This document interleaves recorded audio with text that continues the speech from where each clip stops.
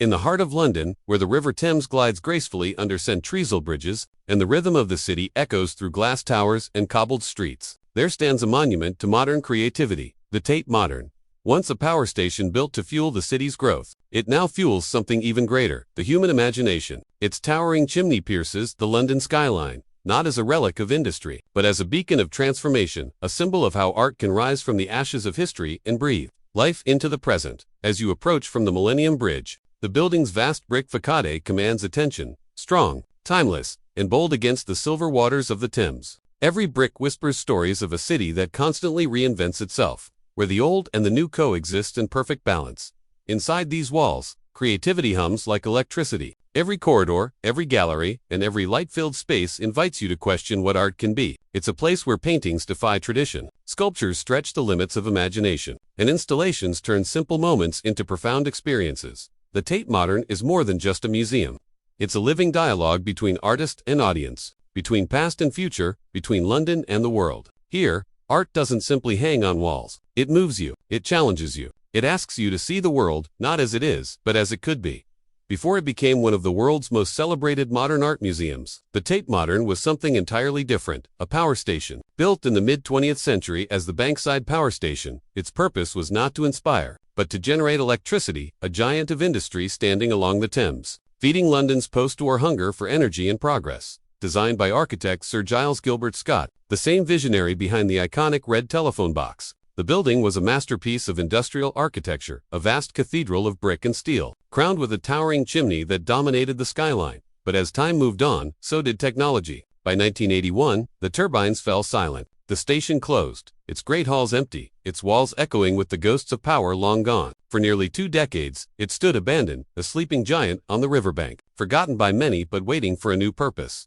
Then, in the 1990s, visionaries at the Tate Gallery saw something extraordinary in its silence. They imagined a place where energy would flow again, not from machines, but from art itself. They saw potential in the darkness, beauty in the roughness, and life in the old bricks that once carried the heartbeat of London, renovated by the Swiss architectural duo Herzog and de Meuron. The transformation was nothing short of miraculous. They preserved a building's industrial soul, its steel beams, its grand spaces, its iconic chimney, but infused it with light, openness, and purpose. And so, in the year 2000, the Tate Modern opened its doors to the world. What was once a monument to industry had been reborn as a temple of imagination. A new kind of power began to flow through its halls, the power of creativity, emotion, and human expression.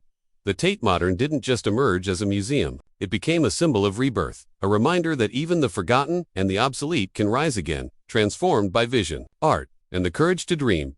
As you step through the doors of the Tate Modern, you immediately feel it, a sense of awe, of scale, of transformation. This is not a typical museum. It is a space that hums with the energy of its past and the vision of its future. The first thing that greets you is the turbine hall, a vast canyon of concrete and steel, stretching nearly 500 feet in length and rising 5 stories high. Once filled with roaring machinery and worry turbines, today it is a cathedral of art, open, echoing, alive. Every step echoes softly across the smooth floor, and light pours down through the towering windows, illuminating the textures of brick and iron like brushstrokes on a monumental canvas. The architects Herzog and de Meuron didn't erase the building's industrial heritage. They celebrated it. They kept the heavy brick facade, the steel columns, and the monumental chimney, not as relics, but as vital characters in the story. Every beam, every wall, whispers of London's industrial might and how that same power now fuels creativity instead of machinery. The Turbine Hall acts as the museum's beating heart, a place where artists dream on a scale as vast as the space itself. From giant sculptures and immersive installations to soundscapes and light shows that seem to breathe with the crowd,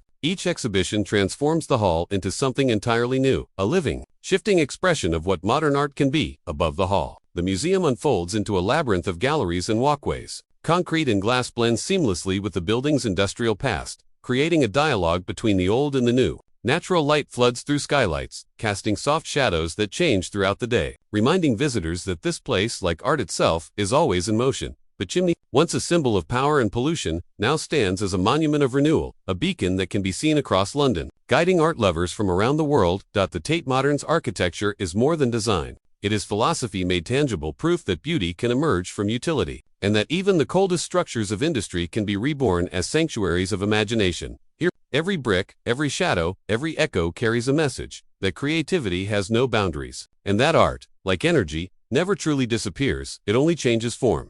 Beyond the Turbine Hall, the Tate Modern unfolds like a journey through the imagination of the 20th and 21st centuries. Here, each gallery feels like a different universe, a place where color, form, and emotion collide in breathtaking ways. The air inside hums quietly with curiosity. Visitors move slowly, eyes lifted toward canvases that seem to breathe. Walls come alive with the works of modern masters: Picasso, Rothko, Dali, Warhol, Matisse, and Pollock, each one reshaping what art could be, and what it could mean. To stand before a Mark Rothko painting is to be swallowed by color, vast fields of red, black, and maroon that seem to pulse like living light. In these moments, silence becomes part of the artwork itself, a quiet space where emotion speaks louder than words. Just steps away, a Picasso challenges the idea of beauty. His fractured faces and angular forms reflect a world shattered by war, but also rebuilt through resilience and imagination. His art doesn't comfort, it provokes. It questions. It forces us to see differently. Nearby, Andy Warhol's bright pop art bursts from the walls like a shout in neon. His Marilyns, his soup cans, his endless repetition, they remind us that art can be playful, critical, and deeply human, all at once. In another room, the dreamlike landscapes of Salvador Dali twist the boundaries of logic and fantasy. Clocks melt, skies shimmer, and reason dissolves, inviting us to step into a world where imagination rules absolutely. But the Tate Modern is not just a home for icons of the past. It is a living museum, a stage for the art of today. Video installations flicker on concrete walls. Digital projections ripple across the floor, and sculptures made from recycled materials challenge our sense of value and permanence. Every corner offers something unexpected, a whisper, a question, a challenge to the way we see the world. Here, art is not confined to a frame. It spills into the air, interacts with sound, with light, with us. The Tate Modern doesn't ask you to simply look at art, it invites you to feel it, to wrestle with it, to let it change you. In this vast sanctuary of creativity, the masters of modern art don't just tell their stories, they awaken something within ours. Within the Tate Modern's towering walls lies a universe of ideas, a collection that spans over a century of human thought, struggle, and imagination. Every artwork here tells a story, not just of paint or sculpture, but of people, revolutions, dreams, and doubts. Unlike traditional museums that follow a strict timeline, the Tate Modern organizes its galleries around themes, not eras. Artworks from different decades and continents share the same space, speaking to each other across time. A cubist painting may hang beside a photograph from the digital age, and somehow, the dialogue feels natural, as if they've been waiting to meet. Here, surrealism bleeds into minimalism, pop art flirts with conceptualism, and the boundaries between painting, sculpture, sound, and performance simply dissolve. It's a reminder that art doesn't evolve in a straight line, it spirals, it collides, it transforms. In one corner, Jackson Pollock's explosive drips capture the raw chaos of post-war America, an artist wrestling with emotion, chance, and control. In another, Henri Matisse's cutouts radiate with the joy of pure color, proof that simplicity can be as powerful as complexity. The museum's Global South collections bring voices long ignored into the global conversation. Artists from Africa, Asia, and Latin America present powerful works that challenge colonial narratives and redefine what modernity truly means. You'll find rooms filled with sound whispers, music, heartbeats, static, transforming space into emotion. Video installations tell stories of migration, identity, and change, while sculptures made from scrap metal or fabric reflect the resilience of the human spirit. The Tate Modern's collection is not meant to be comfortable. It's meant to spark something, to make you pause, reflect, and sometimes even disagree. Because modern art is not about answers, it's about questions. Questions about who we are, what we value, and how we see the world through the shifting lens of time. As you wander from gallery to gallery, you begin to realize that this place is more than a museum, it's a living conversation across generations and continents. A conversation that continues to grow with every artist, every visitor, every new idea. In the Tate Modern, stories don't just hang on walls. They breathe, they challenge, they connect us, reminding us that art is not a moment in history, but the heartbeat of humanity itself. At the heart of the Tate Modern lies its most legendary space, the Turbine Hall, a colossal chamber that once roared with the sound of vengeance and electricity, now pulses with something far greater, the energy of creativity. When you step inside, the first thing that hits you is the scale. The hall stretches nearly 500 feet long and 115 feet high, a space so vast it seems to bend perception itself. Light filters in from the towering glass panels above, casting shifting patterns across the concrete floor as the Thames glimmers just outside.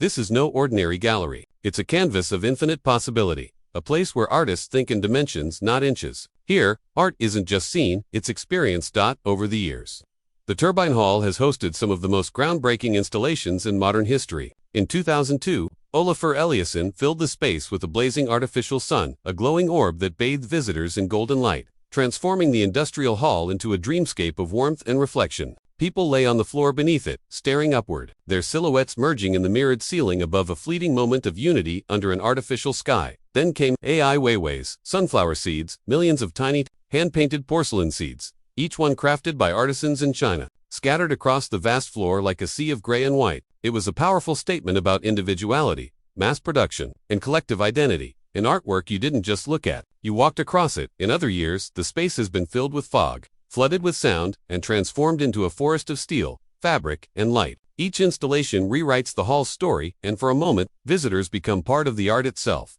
The Turbine Hall is not about decoration, it's about connection. It challenges what a museum can be, inviting people not to observe from a distance, but to enter, to explore, to feel. Every artist who stands before this vast emptiness faces the same question: how do you feel the impossible? And every answer becomes a new chapter in the Tate Modern's legacy. In this immense space of transformation, the past hums beneath the floor, the present unfolds in light and sound, and the future of art is born again and again. Because here, in the Turbine Hall, the impossible isn't just imagined, it's built. In 2016, a new chapter began in the story of the Tate Modern, a striking architectural addition, known as the Switch House.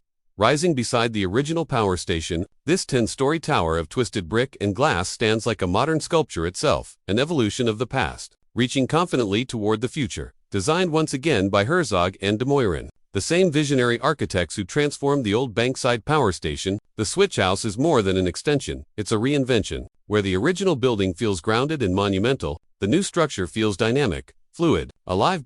Its exterior is wrapped in a lattice of perforated brick, a design that echoes the texture of the old Turbine Hall, yet glows softly at night like a lantern above the Thames. It's as if the building breathes porous, open, inviting light and air to dance through its walls. Inside, the atmosphere shifts. Concrete staircases spiral upwards in elegant motion, guiding visitors through a series of bold experimental spaces. The galleries here are filled with performance art, sound installations, and interactive exhibits, forms of expression that defy the boundaries of traditional art. In one room, voices whisper from hidden speakers. In another, screens flicker with images that change as you walk past. It's art that moves, art that listens, art that reacts. Every level of the Switch House offers something new, not just to see, but to feel. From the intimate darkness of a video room to the open expanse of a light-filled gallery, each space invites you to slow down, breathe, and experience art in unexpected ways.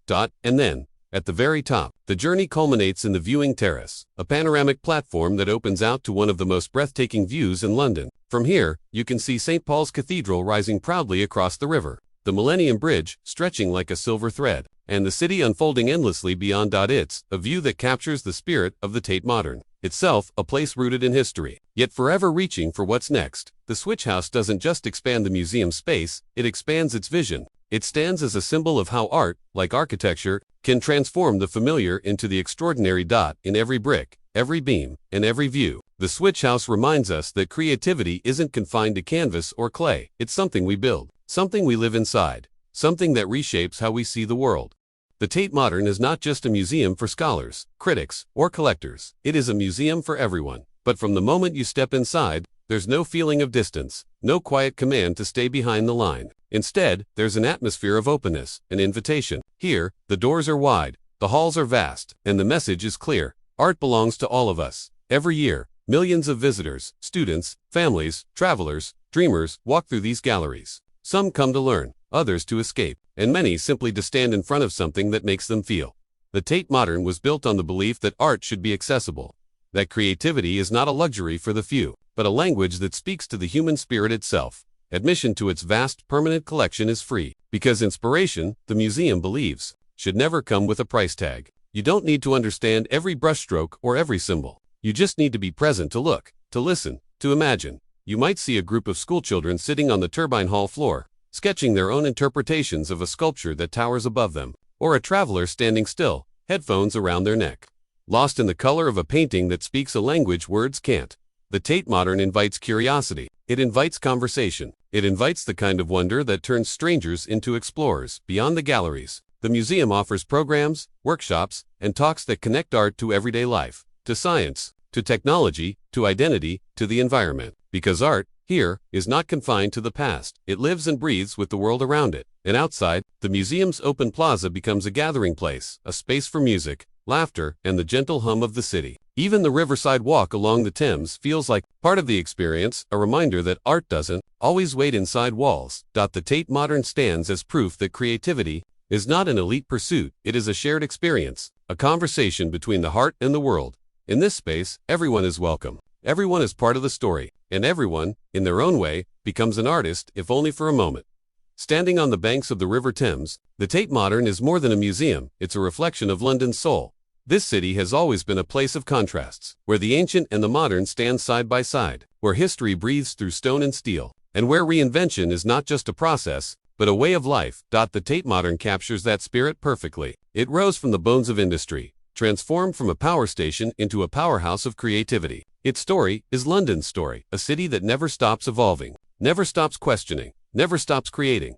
From its terraces, you can see St. Paul's Cathedral across the river, a masterpiece of classical architecture, standing proud and eternal in its white dome, and across from it, the bold, angular lines of the Tate Modern, different in every way, yet connected by the same river, by the same heartbeat of the city. It's this balance of past and present, of tradition and innovation, that makes London one of the great cultural capitals of the world. Every visitor who crosses the Millennium Bridge toward the Tate Modern is walking a symbolic path from the heritage of St. Paul's to the imagination of the modern age. It's a journey that mirrors London itself, a city that honors its history but never fears the future. Inside, the buzz of voices from every corner of the world fills the air. You'll hear laughter, quiet conversations, the shuffle of footsteps on polished floors. It's a meeting place, not just of people, but of cultures, ideas, and emotions. The Tate Modern doesn't just display art, it becomes part of the city's rhythm. It mirrors London's diversity, its courage, its curiosity. It reminds us that art, like the city, is alive, changing every day, shaped by the people who fill its spaces. As night falls, the museum glows softly against the skyline, its warm light reflecting on the river below. Buses hum across the bridges, street musicians play near the embankment, and the Thames carries their melodies past the glowing chimney of the Tate. In that moment, the museum and the city feel inseparable, two voices in the same song, each echoing the other's heartbeat. The Tate Modern is not just in London, it is London, bold, diverse, endlessly curious, and forever alive with the power of imagination. As the day fades and the sun sinks behind London's skyline, the Tate Modern begins to glow, a beacon of light on the river's edge. Its tall chimney stands like a monument to transformation, its windows shining softly against the night. Inside, the voices grow quieter, footsteps slow, and the last visitors linger before paintings that still seem alive.